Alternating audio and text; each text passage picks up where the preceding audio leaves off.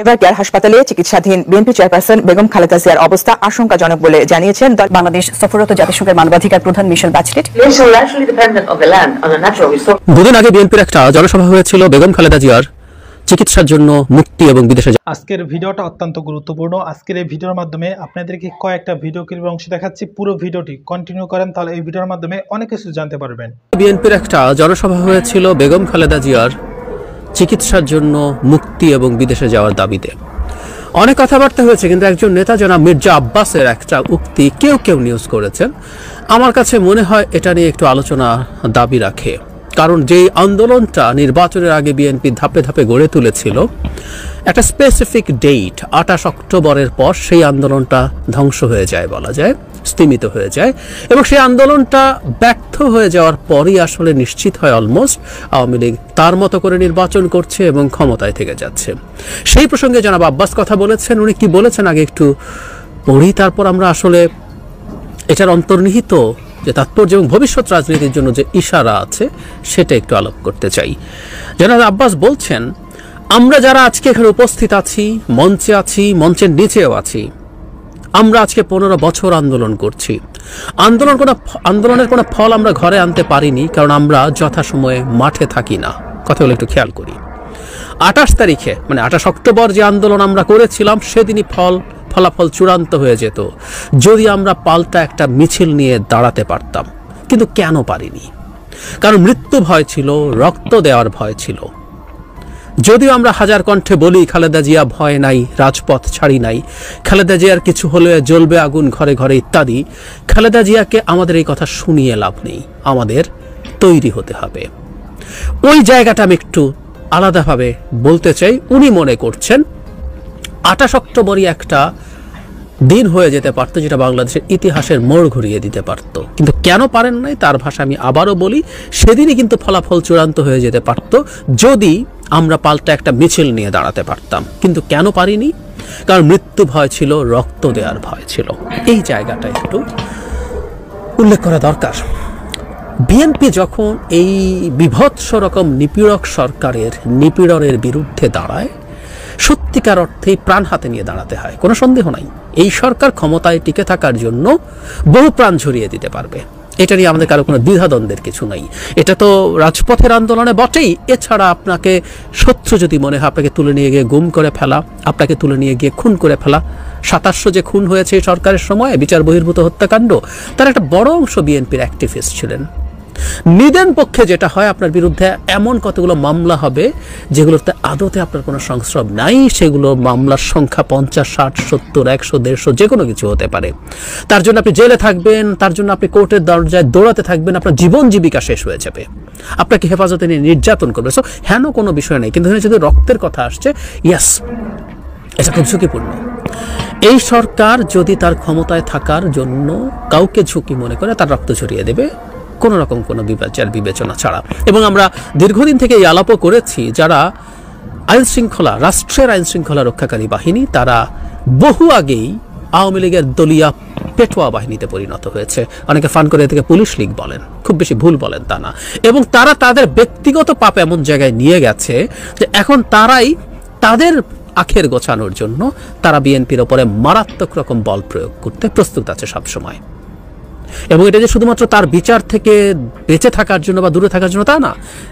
এরকম একটা রেজিমকে ক্ষমতায় যদি তারা রাখতে পারে, তার ফল কি হয়? পুলিশের বাহিনীর নানা লোকজনের তথ্য আমরা দেখছি না, বেনজির বাদ দিয়ে, আসাদুজ্জামান মিয়া বাদ দিয়ে, ডিআইজি, অ্যাডিশনাল ডিআইজিদেরও যে পরিমাণ সম্পদের তথ্য আমাদের সামনে আসছে, তাতে আমরা বুঝতে পারি কি লাভ আছে। সো তারা ঝাঁপিয়ে পড়ছে। কিন্তু এখানে একটা কিন্তু আছে। জনাব মির্জা আব্বাস যে স্বীকারোক্তি দিয়েছেন, এক ধরনের স্বীকারোক্তি, আমি বলছি না সবাই তা ছিল, কিন্তু একটা উল্লেখযোগ্য অংশের মধ্যে তো এটা হয়তো ছিল। বিএনপির একটা অঙ্গ সংগঠনের একজন সভাপতিকে আমরা একটা মিছিলে পুলিশ দেখে পালাতে দেখেছি, এরকম ভিডিও আমাদের সামনে এসছে। আমি আবারও বলছি, আমি কাউকে তার আচরণের জন্য ছোট করে কথা বলছি না, এই রেজিমটা এরকম। কিন্তু জরুরি কথাটা হচ্ছে, এই রকম একটা রেজিমের বিরুদ্ধে আন্দোলন করতে হলে তো আসলে এই ভয় রাখা চলবে না। যখন বিএনপির জায়গা থেকে বলা হয়, বিএনপির মানে যারা মির্জা আব্বাস বিএনপির যে কোনো একজন নেতা নন, খুবই গুরুত্বপূর্ণ, উনি মেয়র ছিলেন, মন্ত্রী ছিলেন, এমপি তো ছিলেনই, উনি এক স্ট্যান্ডিং কমিটির মেম্বার। তিনি বলছেন, তার মানে এই রকম বেশ কিছু জায়গায় এই পরিস্থিতি আছে। সো এই পরিস্থিতি মনের মধ্যে যদি এই ভয়টা থাকে, আমি বলছি না সবাই মারা যাবেন, কিন্তু সম্ভাবনা আসলেই আছে। এই রাস্তার যে আন্দোলন তাতে এরকম সম্ভাবনা, মারাত্মক সম্ভাবনা আছে।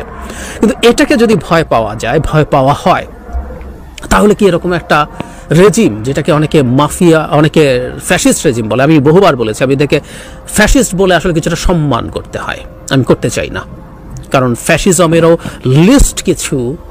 লিস্ট কিছু আদর্শ নীতি থাকে যেগুলোকে সে এস্টাবলিশ করার জন্য অনেক কিছু করে।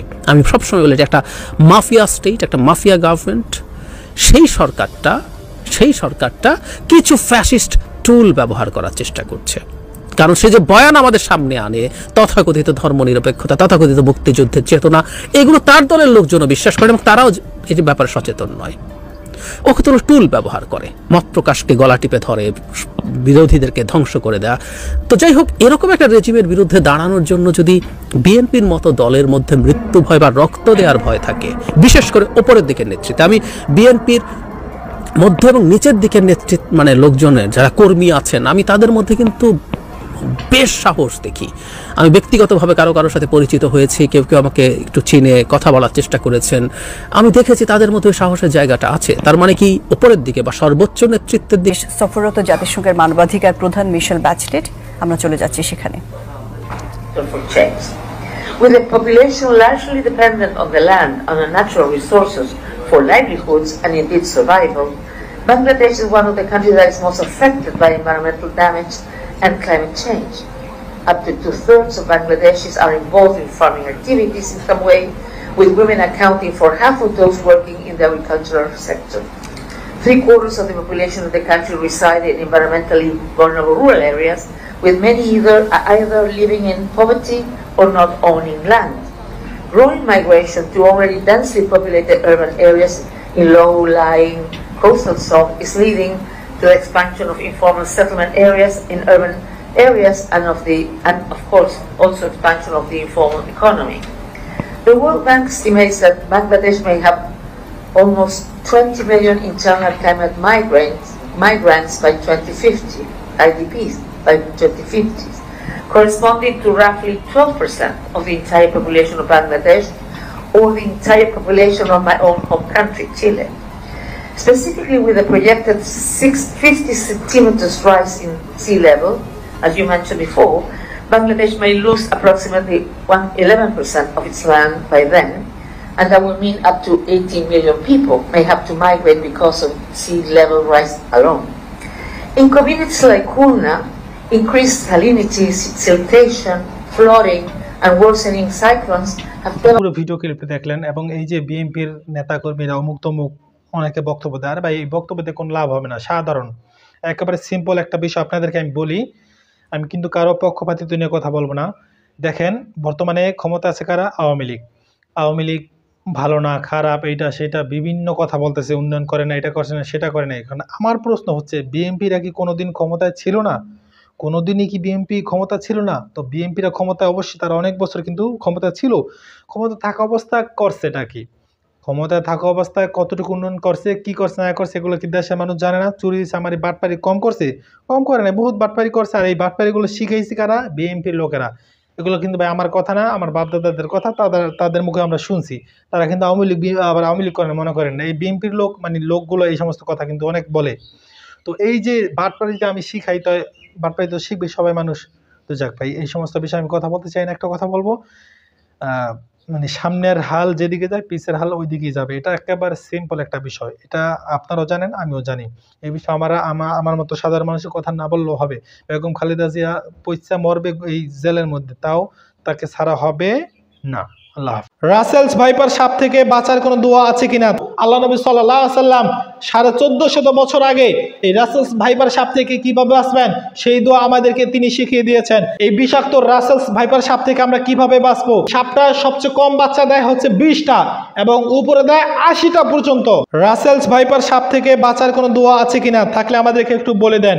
যেই ভাই এই প্রস্তুতি করেছে তাকে অসংখ্য ধন্যবাদ। বর্তমান সময় আমাদের বাংলাদেশের প্রতিটা মানুষের অন্তরের মধ্যে একটা ভয় কাজ করতেছে, যেই ভয়ের নাম হচ্ছে রাসেলস ভাইপার। এই রাসেলস ভাইপার এতটাই ভয়ঙ্কর যে যাকে কামড় দেয় তাকে যদি অল্প সময়ের মধ্যে ট্রিটমেন্ট করা না যায় তাহলে সেই লোকটা সাথে সাথে মারা যাবে। এর নাম হচ্ছে রাসেলস ভাইপার। বাংলাদেশের যত সাপ আছে বা পুরো পৃথিবীতে যত সাপ আছে অধিকাংশ সাপ 100-র মধ্যে 98টা সাপে কিন্তু ডিম দেয়, কিন্তু এই রাসেলস ভাইপার এতটাই ভয়ঙ্কর সাপ, এই সাপের সরাসরি বাচ্চা দেয়। সাপটা সবচেয়ে কম বাচ্চা দেয় হচ্ছে 20টা এবং উপরে দেয় 80টা পর্যন্ত, সবচেয়ে বেশি 80টা পর্যন্ত এই সাপে বাচ্চা দেয় রাসেলস ভাইপার।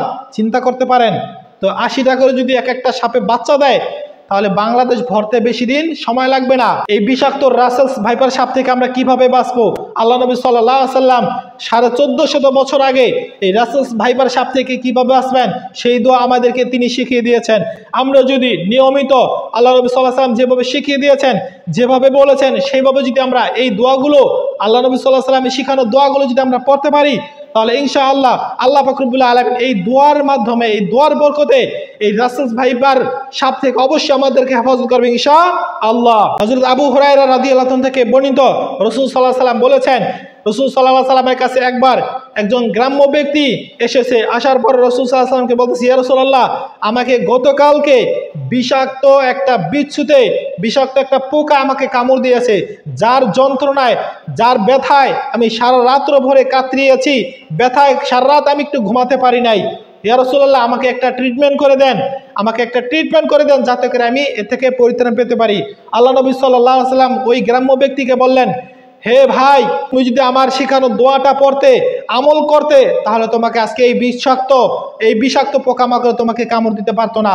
তখন রাসূল সাল্লাল্লাহু আলাইহি সাল্লাম ওই গ্রাম্য ব্যক্তিকে আবারও তিনি এই দোয়াটা শিখিয়ে দিলেন। এই সমস্ত মানুষের কাছে আমার মাইকের আওয়াজগুলো যাচ্ছে, তারা সকলেই এই দোয়াগুলো আয়ত্ত করবেন, মুখস্থ করবেন এবং নিয়মিত আমল করার চেষ্টা করবেন ইনশাআল্লাহ। আল্লাহ পাক রব্বুল আলামিন আমাদেরকে এই বিষাক্ত রাসেলস ভাইপার সাপ থেকে হেফাজত করবে ইনশাআল্লাহ। এই দোয়াটা হচ্ছে আউযু বিকালিমাতিল্লাহিত তাম্মাতি মিন শাররি মা খালাক।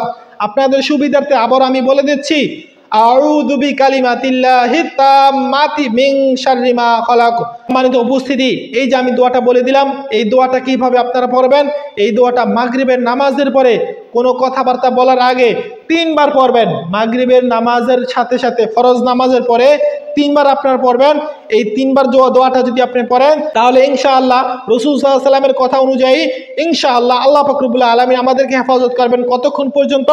যদি আমরা মাগরিবে পড়ি তাহলে ফজরের আগ পর্যন্ত ইনশাআল্লাহ আল্লাহ পাক রব্বুল আলামিন আমাদেরকে এই দোয়ার বরকতে হেফাজত করবেন। এবং যদি আমরা ফজর নামাজের পরে পড়ি তাহলে ইনশাআল্লাহ আমাদেরকে মাগরিবের নামাজের আগ পর্যন্ত আল্লাহ পাক রব্বুল আলামিন আমাদেরকে হেফাজত করবেন ইনশাআল্লাহ। শুধু রাসেলস ভাইপার নয়, পৃথিবীতে যত ভয়ঙ্কর সাপ হোক, যত সাপ বিচ্ছু হোক, যত আক্রমণাত্মক পোকামাকড় হোক না কেন, আল্লাহ পাক রব্বুল আলামিন সমস্ত পোকামাকড় থেকে আমাদেরকে হেফাজত করবেন ইনশাআল্লাহ। যারা এই দোয়াটি এখান থেকে আয়ত্ত করতে পেরেছেন তাদেরকে সাধুবাদ জানাই। যারা জানেন না তারা পরবর্তীতে আমাদের কাছ থেকে জেনে নেবেন, আলেম ওলামাদের কাছ থেকে জেনে নেবেন, যারা জানেন তাদের কাছ থেকে জেনে নেবেন এবং নিয়মিত আমল করার চেষ্টা করবেন ইনশাআল্লাহ। এবং আপনারা বাড়ি থেকে যারা মা বোন আছে তাদেরকে শিখিয়ে দিবেন, তারাও যেন এই দোয়াগুলোর আমল করতে পারে এবং তারাও যেন সমস্ত বিষাক্ত সাপ পোকামাকড় থেকে হেফাজত থাকতে পারে।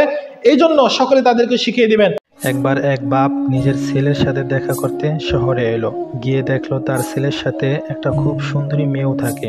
রাতে 3 জন যখন একসাথে ডিনার টেবিলে বসলো, বাবা জিজ্ঞেস করলো, তোর সাথে এই মেয়েটি কে রে?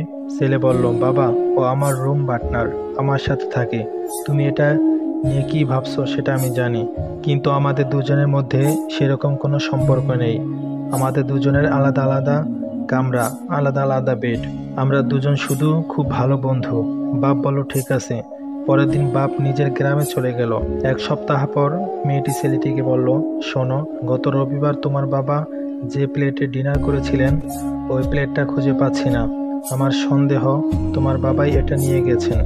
ছেলেটি রেগে গিয়ে বলল, শাট আপ, এসব কি কথা? তুমি কি আমার বাবাকে চোর বলছো? মেয়েটি বলল, তা না, কিন্তু তুমি একবার তোমার বাবাকে জিজ্ঞেস করেই দেখো না। জিজ্ঞেস করতে আপত্তি কিসের? ছেলেটি বলল, ওকে, আমি জিজ্ঞেস করব। পরদিন ছেলে বাপকে একটা ইমেল পাঠালো। তাতে লিখলো, আমি এটা বলছি না যে আপনি আমাদের প্লেটটা চুরি করে নিয়ে গেছেন, অথবা এটাও বলছি না যে আপনি প্লেটটা নিয়ে যাননি। মানে যদি ভুলবশত আপনি প্লেটটা নিয়ে গিয়ে থাকেন তাহলে ওটা ফেরত দিয়ে দেবেন, কারণ ওটা ওই মেয়েটির খুব পছন্দের প্লেট। ইতি আপনার ছেলে।